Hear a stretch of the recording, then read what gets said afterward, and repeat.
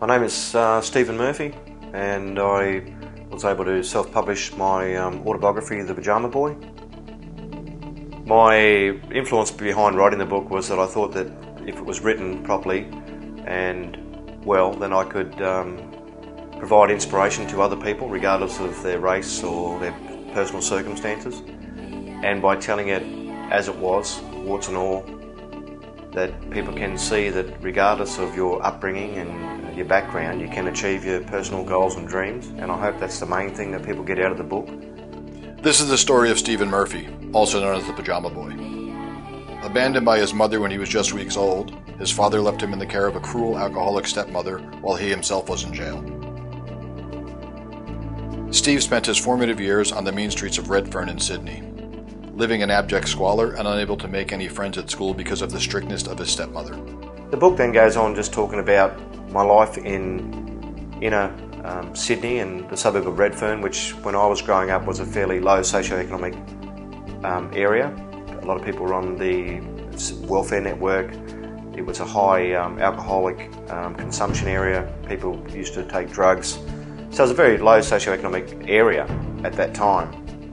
And it goes into how I survived and what I did throughout that period.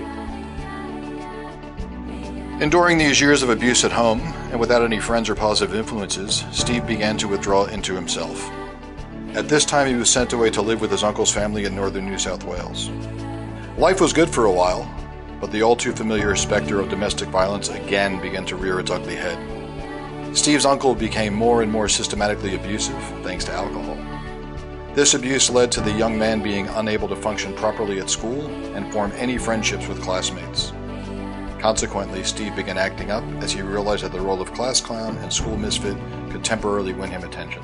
People on welfare, it was very hard to grow up in that environment, but I just talked about persevering through what I had to endure. I was socially isolated. My stepmother never allowed me to have any quality free time with children or with other kids. I was always bathing in my pyjamas by 4 o'clock every day, and I had to be in bed. Eventually, this acting up culminated in Steve stealing at age 14. His arrest and punishment became the catalyst for the young man to dedicate himself to personal improvement and breaking the cycle of abuse and torment which had become so ingrained in his life. And then the book continues on about how I left school early, had a brush with the law myself. All my family said I'd be in jail before I was 18 like my dad, so I suppose that was an inspiration for me to also say, hang on. The choice Steve made was to become the most upstanding member of society he could be. He set himself the goal of going from petty thief to police officer. The first step was the Army, where the now young father completed the grueling basic training and was then assigned to the role of peacekeeper in a shattered Namibia emerging from a brutal civil war. The discipline and responsibility of the Army reinforced in Steve his desire to earn a career as a policeman. Yet his childhood would once again impede progress. I left school at 14. I had one brush with the law myself. I learned from that mistake, and I never looked backwards from that point. I always continued on, and the book then continues on to talk about the different careers I was able to get involved in, but everything was to achieve my ultimate goal, which was to be a police officer. Steve's difficult school years had taken their toll on grades and performance, and he had never finished with a good enough mark to have passed senior. With a young family to now support, Steve made the decision to keep working during the day, but take up night classes to gain his senior certificate. Steve took any job to provide for his family, truck driving, taxi driving, and spent a lot of time away from home whilst continuing with his studies. I wanted to be different to my father. My dad was incarcerated for 8 years.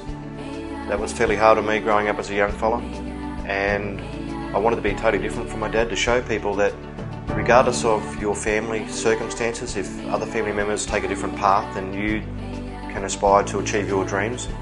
So you can take yourself away from a low socioeconomic background, where I came from, and achieve your personal goals. Finally, after years of night classes, Steve gained his leaving certificate, and after a short stint as a prison guard, enrolled in the Queensland Police Academy. The Pyjama Boy from Redfern, who had all the excuses in the world to go down the path of crime and self-destructiveness, had instead kept the courage and the discipline to make it as a police officer. Steve's story is truly one of hope and inspiration. An example of how no matter who you are, and no matter what life throws at you, any goal is achievable and anything is possible if you try. Today, Steve devotes his spare time to traveling to schools and communities and expounding on the lessons of the book. His message of hope and determination, no matter the circumstances, resonate across all ages and backgrounds. And I hope that what my story says is that these things happen to all walks of people. It doesn't matter where you come from or your personal circumstance. It happens to everybody in the world. So I hope that the story says that if you persevere, take one day at a time, keep focused, even though sometimes it is hard, you can still achieve your personal goals and dreams and make something of yourself. So I look at the success in terms of the emails that I received. I have hundreds of emails from a wide cross-section of society, ranging from the age of, I think the youngest one is 13 and the oldest is 67. And I term that's my measure of success.